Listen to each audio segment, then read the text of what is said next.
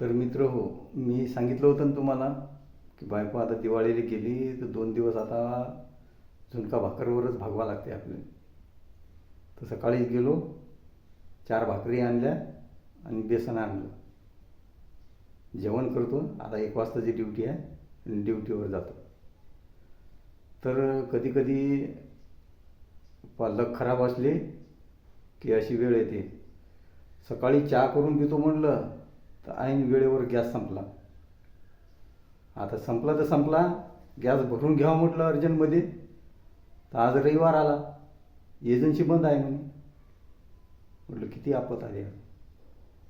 पहा मित्र, कधी कधी अशा परिस्थितीचा सामना करावा लागते आणि अशा परिस्थितीतून सामना करून जो समोर जाते त्यालाच खरा माणूस म्हटल्या जाते. बरोबर आहे ना? तर मित्र, परिस्थिती बदलावायला जास्त वेळ लागत नाही. आता देव देवळात नाही आहे, देव माणसात आहे. माणसाचा आशीर्वाद भेटला ना तर माणूस रात्रभरातनी व्हायरल होऊन जाते आणि परिस्थिती बदलून जाते.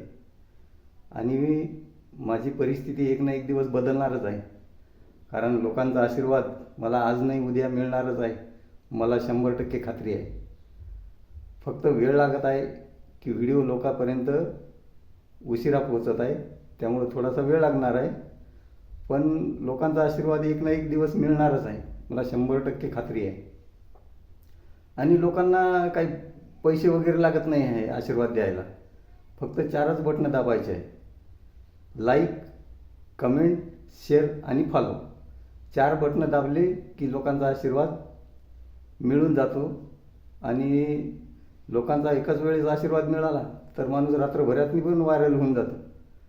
तर मित्रहो, असाच आशीर्वाद राहू द्या आणि आमचा व्हिडिओ समोर समोर जाऊ द्या, ढकलत जाऊ नका, एवढीच विनंती आहे. धन्यवाद.